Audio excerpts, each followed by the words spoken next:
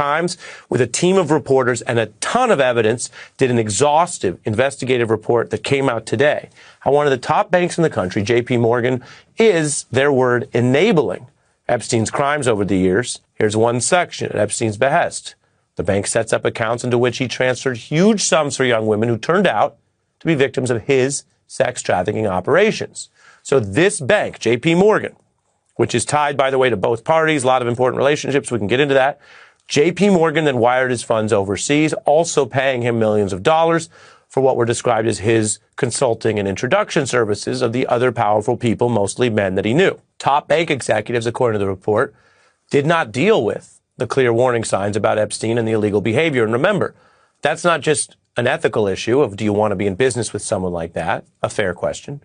It's also a legal issue because there are anti-money laundering and know your customer laws on this. And if you find out enough bad things about the customer, separate from whatever ethics you have or don't have, you have your own legal obligation to the bank to deal with that or cut the customer off. Or you yourself and the bank could get in trouble. And this bank later paid out money, but not to a degree that affected all the money it made off this. Again, reading from the Times account, bank officials anxious about Epstein's prolific wire transfers and cash withdrawals. Morgan ultimately processed over $1 billion, they estimate.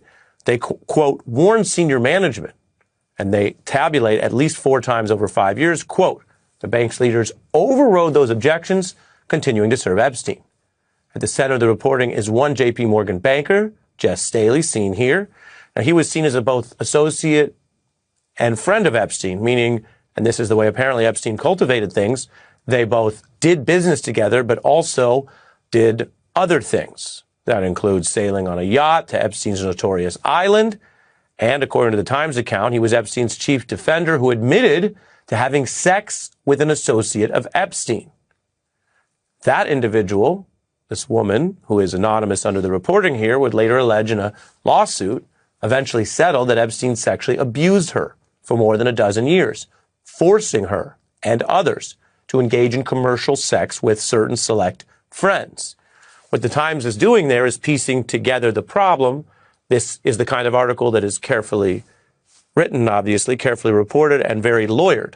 So that link there is not alleging, for example, an underage crime with this individual or basically saying that they have their own legal exposure. But it's showing a breakdown that goes to all of the elite support that Epstein got.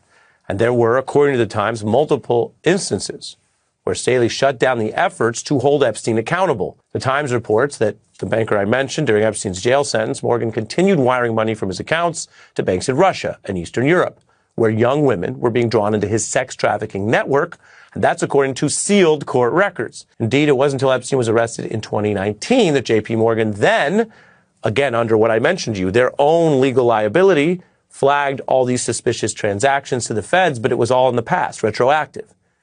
The bank also sued that executive. That case settled confidentially. But according to the Times account on the key instances here, we never saw those executives fired.